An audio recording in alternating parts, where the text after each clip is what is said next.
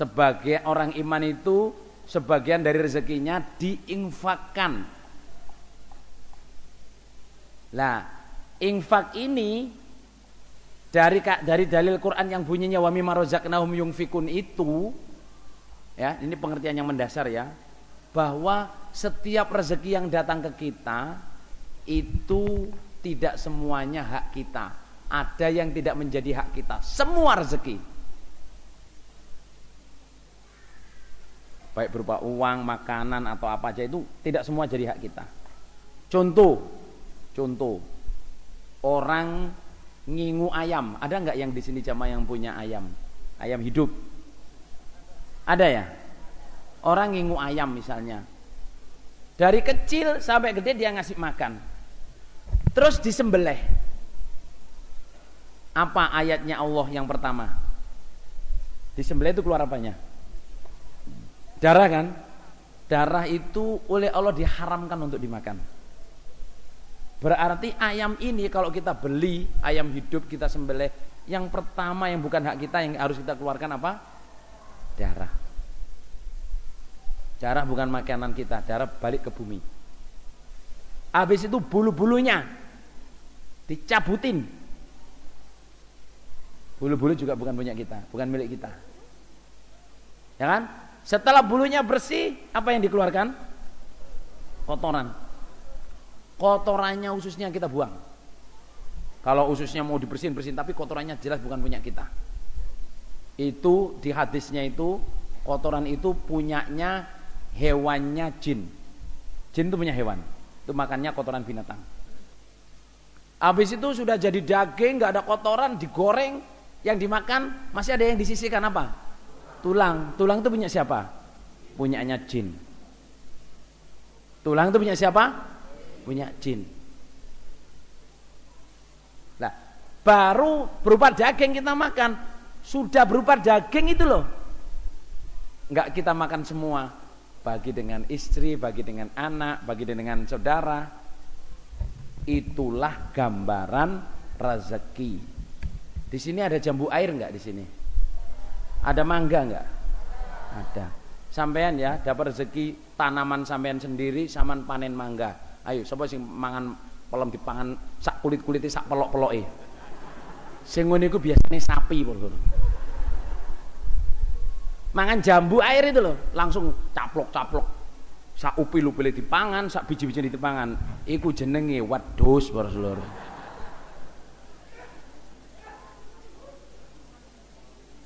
Saudara, Allah bilang wa yadribullahu al-amthalin nasi la'allahum yatafakkarun.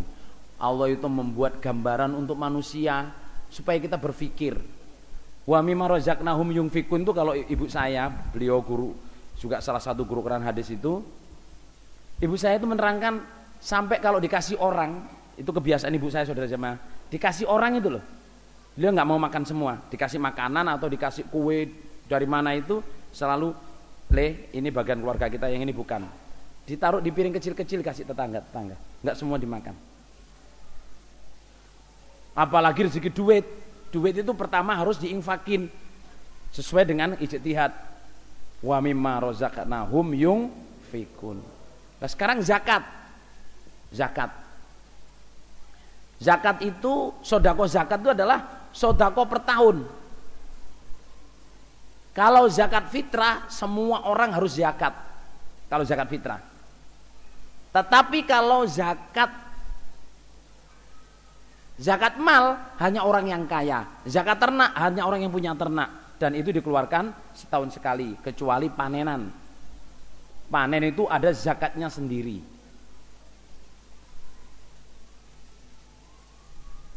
Udah? Bisa dipahami jamaah ini? Ada sedekah infak, ada sedekah zakat. Sedekah infak, sedekah zakat. Kemudian, jadi kalau contohnya panen, kok belum nisab, ya nggak zakat infak. Tapi kalau panen kok nisab, baru zakat. Jadi infak dengan zakat itu dua yang berbeda. Infak sendiri, zakat sendiri. Dan yang ketiga, sedekah pembelaan. Sedekah pembelaan ini maksudnya firman Allah, jahidu bi amwalikum wa anfusikum fisabilillah. Belalah dengan hartamu dan dirimu. Hartamu yang sudah kamu infaki, sudah kamu zakati, kalau sabilillah menginginkan harus dikeluarkan.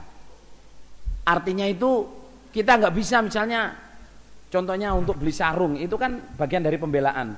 Nggak bisa, oh uang persenan saya atau uang apa zakat saya kurangin karena saya belikan sarung.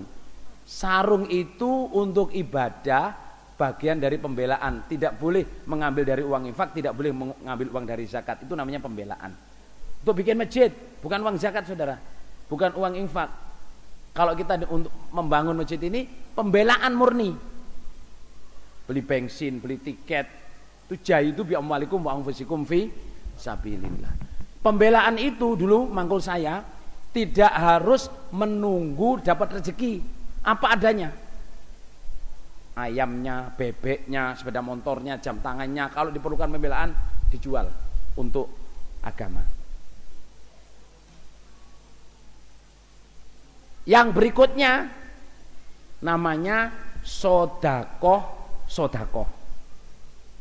Ini yang penting ya, ibu-ibu dengarkan ini ya, bapak-bapak. Sodakoh itu bukan infak, bukan zakat, bukan pembelaan. Dalilnya surat Az-Dzariyat, bunyinya walladzina fi amwalihim haqqul lis-sa'il wal mahrum. Itu surat Dzariyat. Di surat Al-Ma'arij bunyinya walladzina fi amwalihim haqqum ma'lum lis-sa'il wal mahrum. Orang iman itu selalu menyisihkan hartanya untuk orang yang minta atau orang yang tidak minta. Apa saudara jamaah? Orang iman itu selalu apa? Menyisihkan harta untuk orang yang minta dan orang yang tidak minta. Saudara jamaah, ini pelajaran dari ibu saya ya. Ya, saya banyak belajar ibu saya karena beliau tahun 56 sudah jadi, tahun 57 sudah jadi mubalighot. Dan hatam kutubus sitah, hatam qiraah sab'ah. Ibu saya itu banyak sekali kebijakan beliau. Contohnya tentang sodakoh ini. Selalu ngomong, Le, kalau kamu dapat rezeki banyak, sisihkan untuk orang yang minta dan tidak minta. Selalu punya uang, harus selalu punya uang. Insya Allah di sini saya sudah jamaah ini wala fakhro ya. Meskipun saya mengaji gini, saya selalu bawa uang. Saya selalu membawa uang. Uang ini saya siapkan untuk orang yang minta dan nggak minta. Kalau ada orang keperluan apa, selalu. Adik saya Abdurrahman almarhum itu ngajarin saya kalau pulang dari luar negeri itu selalu menyisihkan paling minim $500. Ada yang teleponnya nggak dimatiin? Oh enggak. Jadi paling minim adik saya itu menyisihkan uang $500. Berarti itu 500.000. Itu diamplopin kecil-kecil, 50.000 atau 20.000 atau 100.000. Langsung dimasukin di tasnya dia kalau ketemu orang sepanjang jalan dari mana? Sepanjang jalan dari Jakarta atau dari Surabaya ke kampungnya itu kalau mampir orang jamaah selalu kasih. Ibu saya mengajarin lagi tahun 79. Ini bapak-bapak ada yang merantau nggak ini dari Jawa ke sini? Ada ya? Ada nggak yang kadang-kadang pulang ke Jawa beli tanah, beli apa di sana? Ada ya? Sejamaah coba. Tahun 79 sampai tahun 90-an itu rame-ramenya orang Gading kontrak kerja ke Mekah. Ini dengarkan betul ini sejamaah. Kontrak kerja ke Mekah.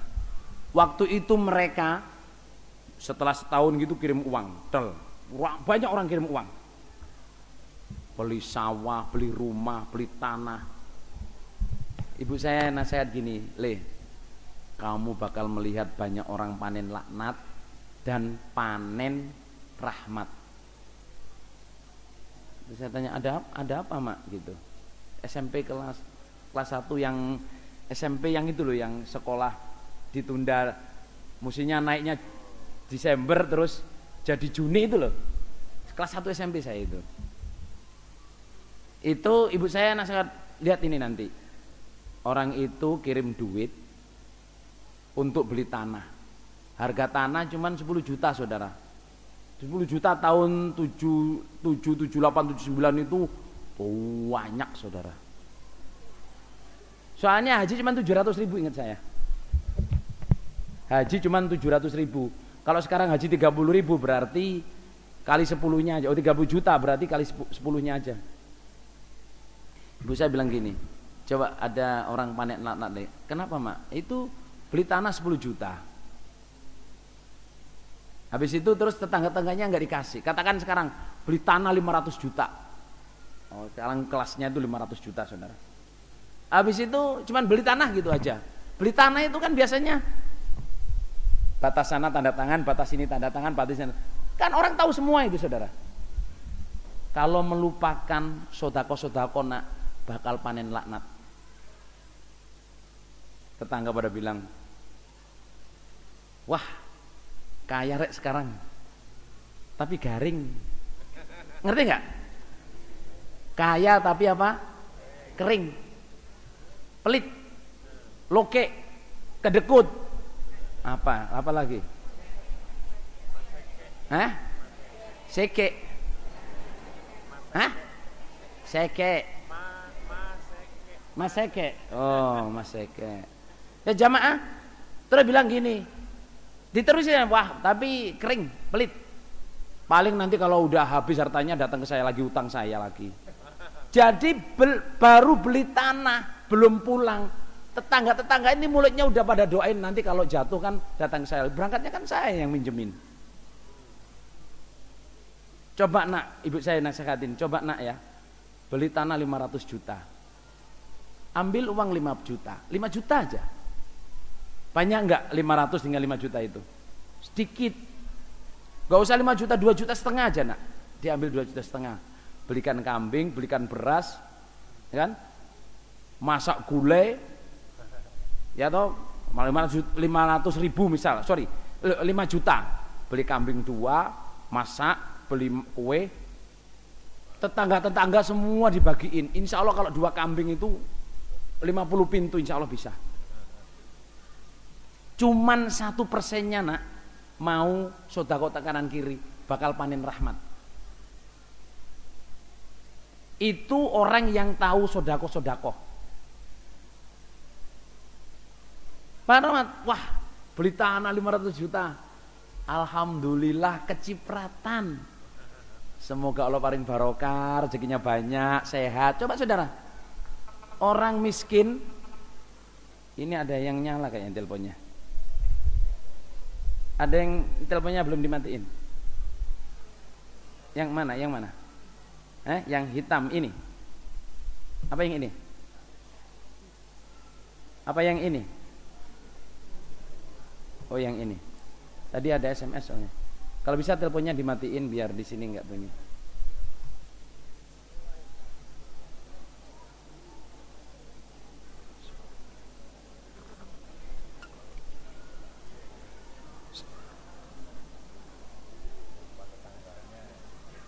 Masih ada. Masih ada.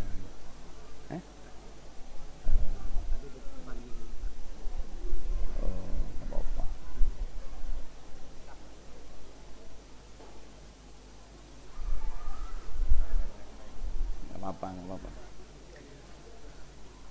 Terus ya? Halo, terus apa enggak ini? Terus.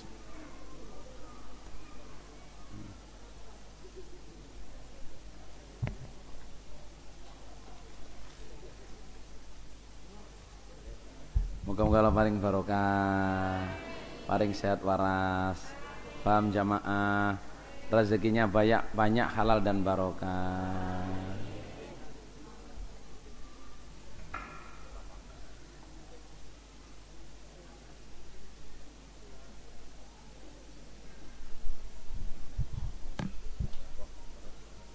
Tahu, tenang aja.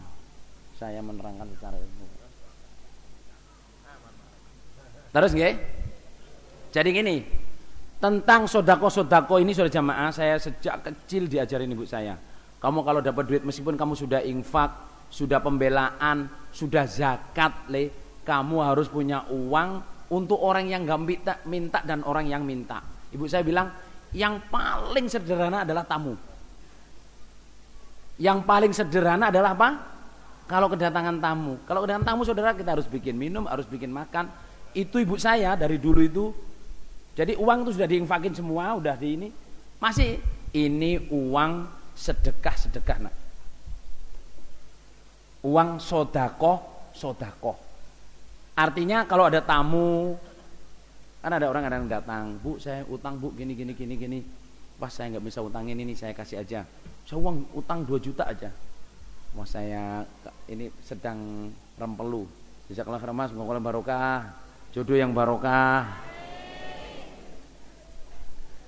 Saya utang, terus ibu saya bilangin kalau kamu nggak bisa ngasih, nak kasihlah uang berapa, 100 ribu, 200 ribu. Saya nggak bisa ngutangin Mas, ini aja untuk sampean, nggak usah, bukan utang ini, saya kasih. Tapi kita udah punya persiapan, ngerti nggak? Ada orang datang, wah tamu. Kalau kita nggak membiasakan diri punya uang sodako, ya jamaah ya, sampean sebagai orang jamaah yang jeli dengan orang kanan kirinya, yang jeli dengan kawan-kawan sampean. Sampean di sini sudah berhasil, ada kawan sampean dari Jawa, pengen cari kerjaan. Jangan disiwo-siwo dari Jawa cari kerjaan, wis nyusahin orang aja. Jangan gitu saudara.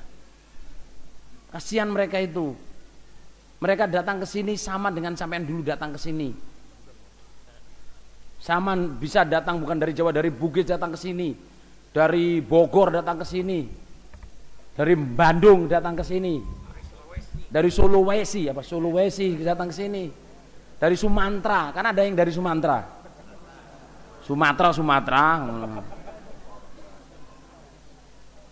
Dari Sumatera datang ke sini. Sama orang-orang itu kasihan kalau datang sudah sama nggak punya uang. Datanglah Mas, ada sanggup untuk makan nggak Mas? Ini kasih 100 ribu. Diingat sampai mati saudara. Mas uang 100 ribu, 200 ribu. Mas ini barangkali nanti buat tiket kalau mau nyari-nyari. Sama punya HP nggak? Nggak. Saya punya HP tapi nggak punya pulsa. Nih saya kasih barangkali cari kerjaan. Pulsa itu mahal saudara. 20 ribu pulsa. Saya punya HP Pak tapi nggak punya pulsanya. Ya udah kasih 20 ribu, 100 ribu, bisa untuk telepon cari kerjaan. Itu namanya apa? Sodako. Harus punya. Jangan sampai kita tidak pernah, saudara jemaah ya. Ibu saya itu, saya melihat ada orang di sana di daerah Jombang. Saking pengennya dia infak. Ini maksud saya harus jeli itu gini ya. Saking pengennya infak saudara, ada seorang perempuan renta, sekarang masih ada saudara jemaah, nggak punya kaki, bukan punya kaki tapi lumpuh. Masjidnya kita bantu dari Australia saudara, sama masjidnya itu bangun masjid, ini buang haji, bangun masjid di kelompok itu, satu kelompok jamaah itu loh nabung 1 tahun itu cuma dapat 100 ribu. Saya ingat waktu itu 1 tahun nabung sak kelompok itu cuma dapat 100 ribu. Saking inginnya infak ibu-ibu ini saja jamaah, lumpuh itu, kakinya lumpuh ini, dia jalan pakai tangan ini, nyapu daunnya cengkeh. 1 kilonya cuma 60 rupiah. Dia pengen sekali bisa infak. Kita kasih sarung dari Australia kan, kita punya uang apa di sana itu kalau punya uang ada perintah Bapak Imam baju itu kita minta jamaah untuk memberi uang, terus kita kirim ke Indonesia. Soalnya baju di sana udah nggak kepake saudara. Kita kirim ke Indonesia, kita cari tempat-tempat yang memerlukan itu. Dikasih sarung cuman 20 ribu harganya saudara, dicium-cium sama dia. Masya Allah, ada rezeki dari langit, dicium-cium. Cuman 20 ribu saudara jamaah, sarung cuman 20 ribu. Dia nggak pernah mimpi untuk bisa beli sarung 20 ribu. Dikasih abaya, ini baju siapa? Ini bajunya putri-putri raja gitu. Abaya saudara jamaah. Terus saya alhamdulillah dikasih, tapi saya nyaponi cengkeh itu saudara jamaah. Kita harus harus bisa jeli melihat jamaah. Kalau di kampung sama sana ada orang miskin, kasihlah, kirim uang. Kalau di sini melihat ada orang datang kelinga-kelingi, nggak ada teman, nggak ada saudara, nggak ada apa, temui, Mas, sama dari mana? Ditolong oleh Allah, bawa surat sambung lagi. Jangan yang dihormati itu tamu-tamu yang